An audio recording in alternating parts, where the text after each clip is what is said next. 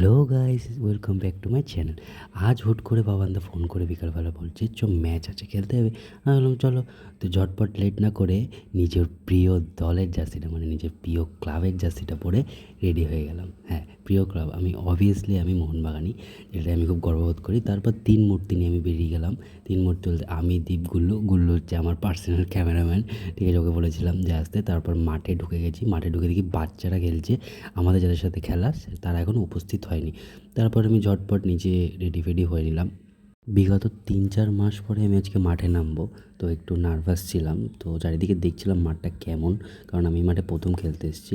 তো মাঠে এসে দেখি মাঠের ঘাসগুলো অনেকটাই বড় হয়ে গেছে, যেটা একটু সমস্যা ফেলতে পারে। তারপর একটু নাটক মেরে একটু বল নিয়ে একটু ক্যাদ্দারি মারছিলাম। তো তারপর একটু গাটা গরম করলাম, যেহেতু এমনি শীতকাল পড়ে যাচ্ছে। তো আমি আর দীপ খালি বল মেরেই, ঘাসগুলো বড় হওয়ার কারণে একটু সমস্যা হচ্ছিল, কিন্তু কিছু করার ছিল না। তো তারপর দেখতে দেখতে আমাদের খেলা শুরু হয়ে গেল। তো প্রথমের দিকে খুবই ভালো খেলাটা হচ্ছিলো, খুব জমজমাট খেলাটা হচ্ছিলো। কিন্তু প্রথম হাফে আমরা 1-0 গোলে হারছিলাম।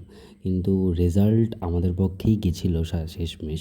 আমরা সেখানে 4-2 গোলে জিতি, যেটাতে খুব ভালো লেগেছিলো। অনেকদিন পর খেলতে এসেছি। তারপর আমি যে এত জঘন্য একটা গোল মিস করবো, সেটা আমি কোনোদিনও ভাবতে পারিনি। তারপর খেলা শেষে আমরা বেরিয়ে গেলাম। ভিডিওটা ভালো লাগলে অবশ্যই লাইক, শেয়ার অ্যান্ড সাবস্ক্রাইব করে দিও। টাটা।